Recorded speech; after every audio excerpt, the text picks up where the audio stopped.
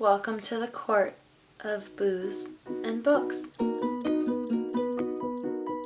I say that for pretty obvious reasons, that being today's book review is A Court of Thorns and Roses by Sarah J. Maas. The wine that I have picked for this evening is Juggernaut, maybe Hillside Cab, I don't know, it's a cab, it's a Cabernet Sauvignon.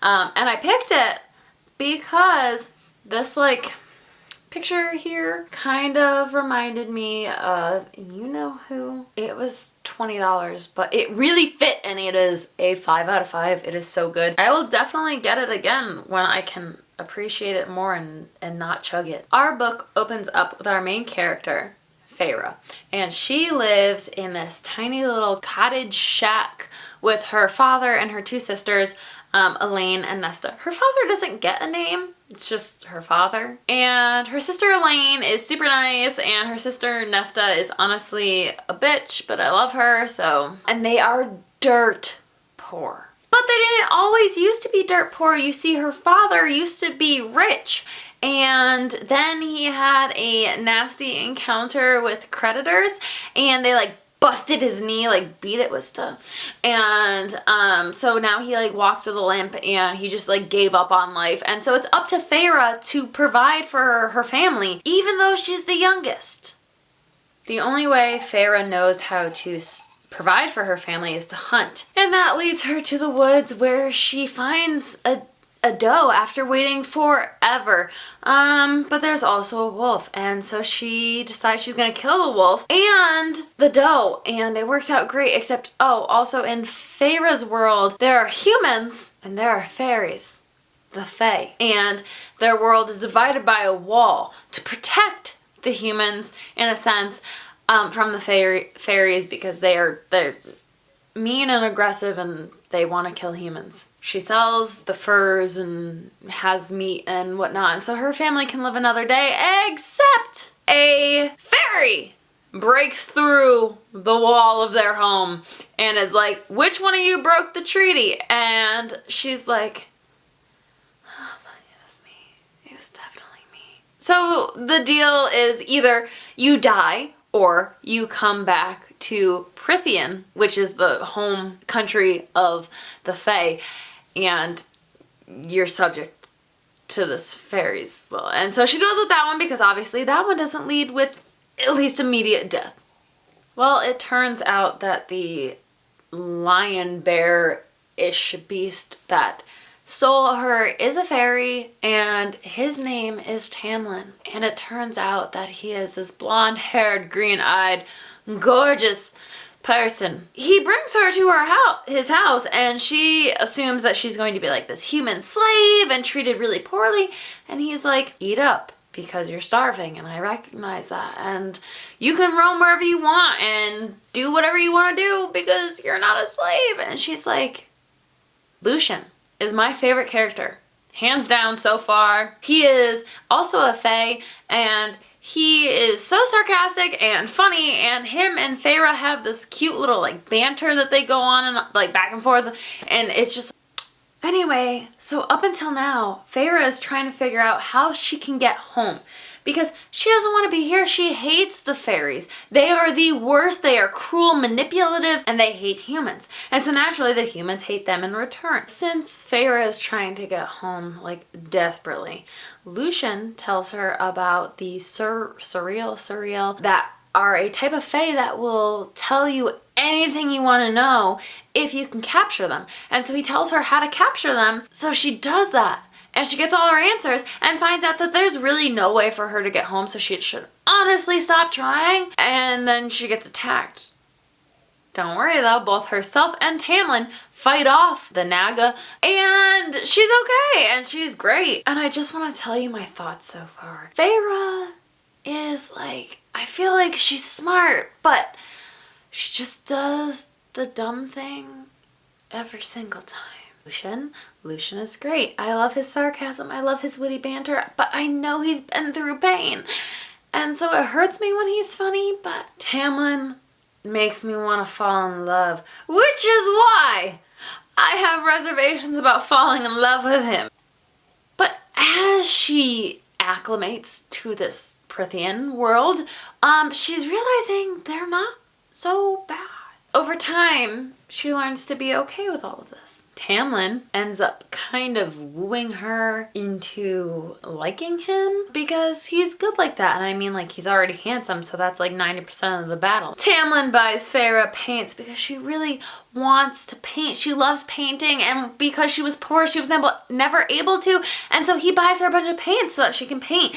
And so she's painting and she's loving it. And also then the Great Rite happens. And she is told to stay in her room and do not come out under any circumstances by both Tamlin and Lucien, and I think also Alice, which is her like dressing maid, ladies in waiting. I don't know, whatever you want to call her. Does Feyre do that? No. No, she doesn't. And so she, as a human, winds up at the Great Rite, which she knows nothing about, knows no one involved, except for Tamlin and Lucien, who are MIA because they told her to stay in her room, so they're not looking for her. And she comes across 3 male fairies who are like, I honestly don't know what they're trying to do to her, whether they're like trying to kill her or like, and all of a sudden, Mr. Tall, Dark, and Handsome comes to her rescue. And she's not about that either. So she's like, thanks for rescuing me, but bye. At this point in the novel, we have no idea who he is. Somewhere along the way, Feyre and Tamlin get jiggy with it. That's my PG way of describing the events that happen.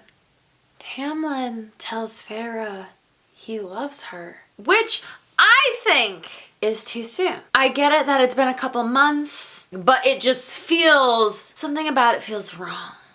I can't put my finger on it yet, but it feels wrong. And then Tamlin legitimately hits it and quits it because the tall, dark, and mysterious man that saved her from the night of the Great Rite shows up to the house with Lucien and Tamlin, and they had like glamored her so she wasn't seen at first, but then she was, and he was like threatening to tell the her that they talk about, reference as like a she all the time, that Feyre was there, and Tamlin has to beg, like grovel, like on his knees, bow down, like please don't tell her, to keep Feyre safe.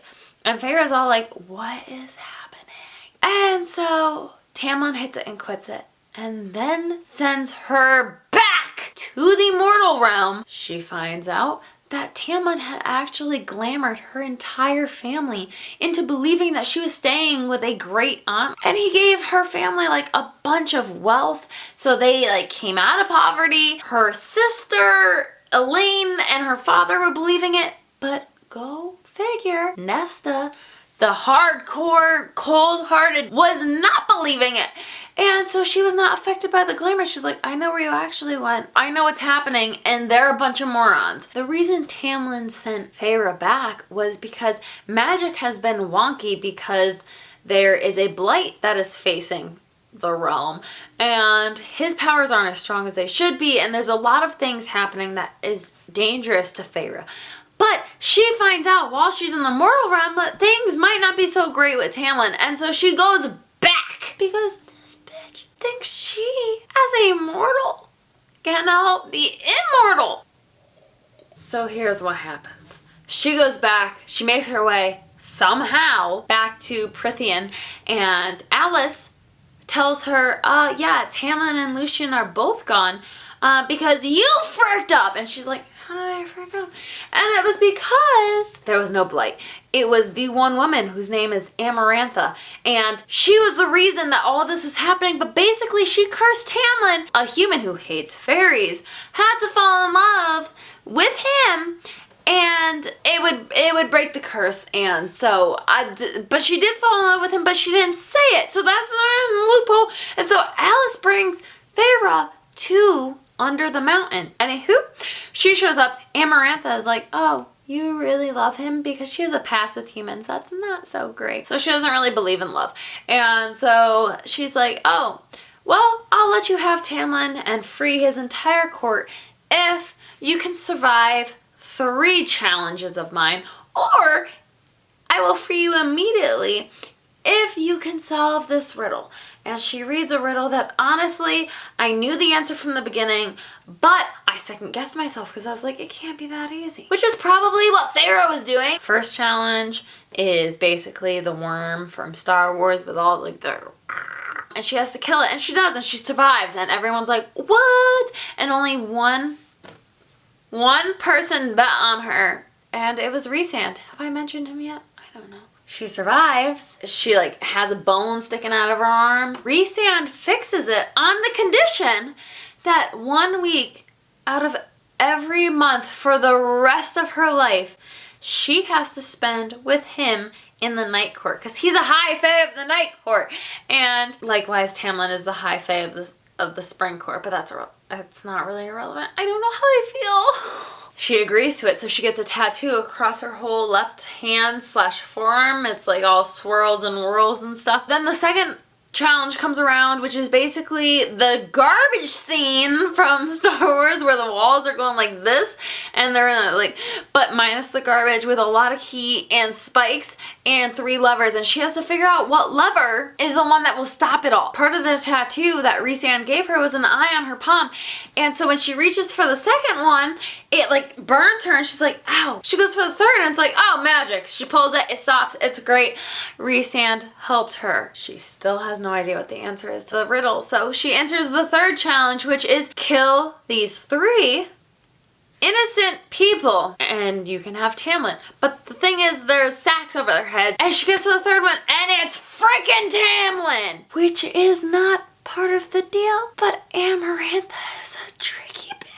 But then Feyre remembers all of the conversations that she has overheard during her time at the Spring Court, which basically leads her to the conclusion that Tamlin's heart is stone, so she can stab him and it won't kill him. So she does, on a whim, and it works. Amarantha kicks the shit out of her until she comes up with the answer to the riddle. But Amarantha had kind of like really beaten her to death. The only way to save her after the curse is broken is for the 7 High Lords of Prythian to all donate like an essence of their soul, and they like just into her body, and she was resurrected as a fae. So now she's fae now. She's a high fae. The book ends with her and Tamlin in love, returning to the Spring Court. So here is the breakdown. Cover design is gonna get a 5. I love it. I love simplicity, and also this creature in the background, I assume is supposed to be Tamlin. At least that's kind of how it's described to me, so I'm here for it. It's a 5. Characters are a 5. I think Feyre is awesome. A little dumb, but awesome. Tamlin, I love so far. He has done nothing to upset me yet. Rhysand is, I don't know how to feel. He is okay, I guess. Amarantha is a biatch. Elaine is awesome, and Nesta's cool, and characters are great. Plot is also a 5. This is a pretty cool tale. I haven't read a book about fairies or fae really, so this is going to take the cake, and it is a pretty good cake so far. Like, if I had to assign a cake flavor, it would probably be like a double chocolate whatever, because I like chocolate. Ending is also a 5 because it ended exactly how I guess I wanted it to. She didn't die, so that's good. But now she's a fae, which I guess is also what I wanted. But I don't know that I want it the way it happened. I'm not mad though, because at least Rhysand isn't her dad. But maybe she'll still call him daddy? And the book drop is a 4.5 because it is either when she finds out, like Feyre says what the riddle is, or it's when she becomes a fae. And so I don't really know what it is. Regardless, it's a 4.5 because it's pretty dang good overall. That gives A Court of Thorns and Roses a 4.9 out of 5. Thank you so much for watching. Stay tuned until next time, and as always, stay boozy, my friends.